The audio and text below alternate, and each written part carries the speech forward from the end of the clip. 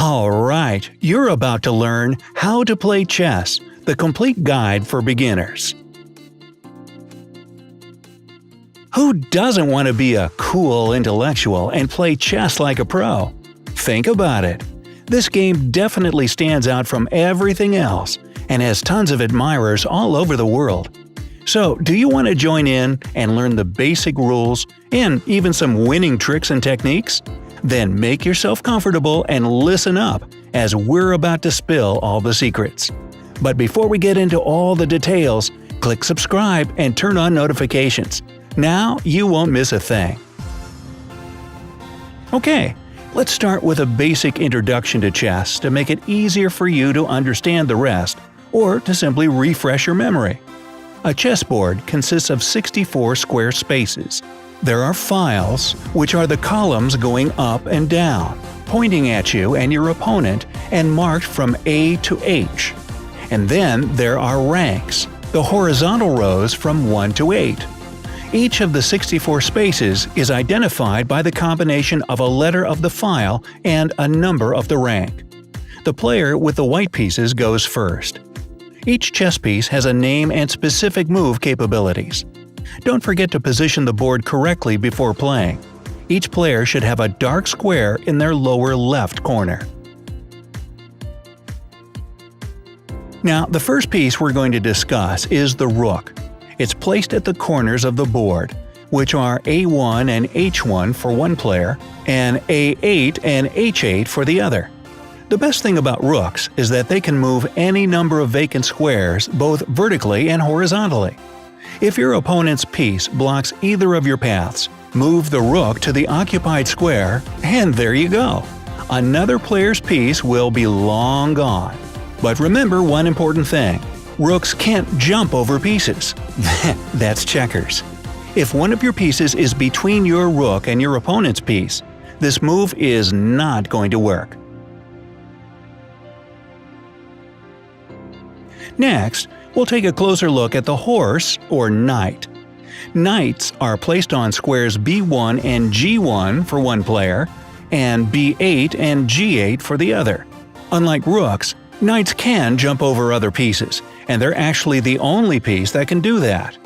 They move in an L-shaped pattern, 2 squares horizontally and 1 vertically, or 1 horizontally and 2 vertically.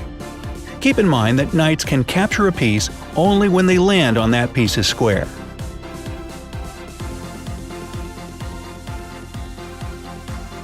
Next up, we have the bishops in square C1 and F1, or C8 and F8. Bishops can move over any number of free squares in a diagonal direction.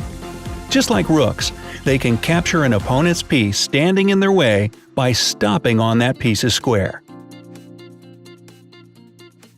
But step aside, everyone. It's time for the king and queen to enter the game. Welcome, your royal highnesses. You only get one queen, D1 for a white queen or D8 for a black queen, and she's the most important piece on the board, basically the rook and bishop combined. She can literally do whatever she wants, moving any number of vacant squares horizontally, vertically, or diagonally. She captures pieces on her way by moving to their squares. The king's place is one of the 2 last empty squares, E1 and E8.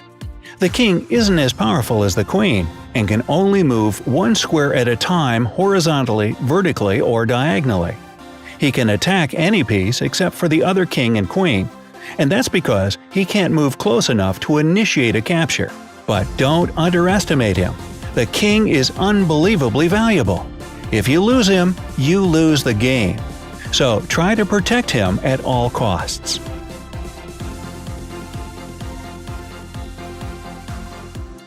Finally, we have a whole row of pawns to shield your other pieces.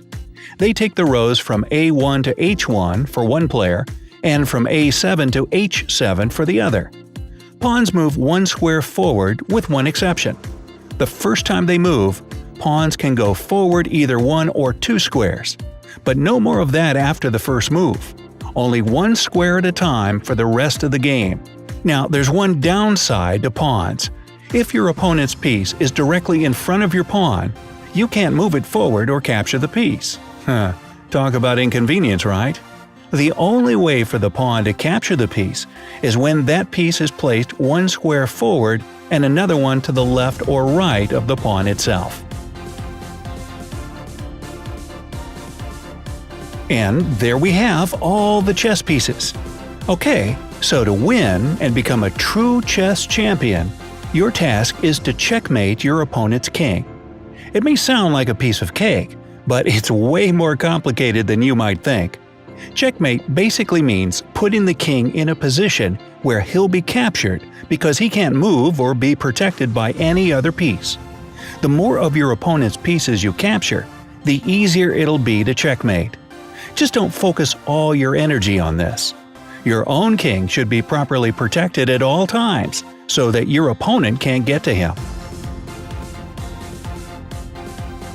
Before you checkmate your opponent, you can just check them. This means that you should have one of your pieces within capturing range of your rival's king. In this situation, you must say check out loud to let your opponent avoid checkmate by moving their king to any free square, blocking the check by placing one of their pieces in front of the king to protect him, or capturing your piece that has placed their king in check. The same applies to you as well. If you're in danger of a check, you have the same three options to escape it. To avoid a check yourself, think carefully before making any move that might expose your king to capture. Only one rule applies here. Do not move your king onto a square that your opponent's piece might move to on their next move. But enough with all the theory. Let's talk strategies. Even though the game ends with checkmate, each of the pieces has its own relative offensive strength value. For pawns, it's 1 point. A knight's value is 3 points, 3.5 points for a bishop, 5 points for a rook, and 9 points for a queen. This is really helpful when comparing the total points value of each player to see who has the current advantage. The most important thing to know is the strong points of any piece. Pawns, for example, are stronger when they're together in chains to protect one another. Try to keep them that way unless you see an amazing opportunity to break the chain and make a great strategic move. Knights are weak and useless if you keep them near the edge of the board. Knights can control up to 8 squares, but when you put them near the edge, this number gets cut in half. Use their abilities to your advantage instead of limiting them. Bishops are at their strongest when they're on or near long diagonals. They can control more squares. Rooks have the most power in open files. Try to position your rooks on files that don't contain any of your pawns. Rooks can also be quite helpful on the 7th rank for white and the 2nd rank for black, but only if your opponent's king is on the starting rank. But what about the queens? They are dripping with power on any square, right? Well, the center of the board is actually the best place for them strategically, but the worst in terms of all the danger they're exposed to. Successful chess players suggest keeping the queen one move away from the center and trying not to block her movement with any of your own pieces. For the kings, there's only one strict rule.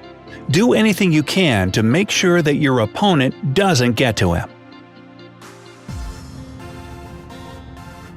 If you want to make your own rules on the chessboard and be the main force of the game, try to control the center of the board.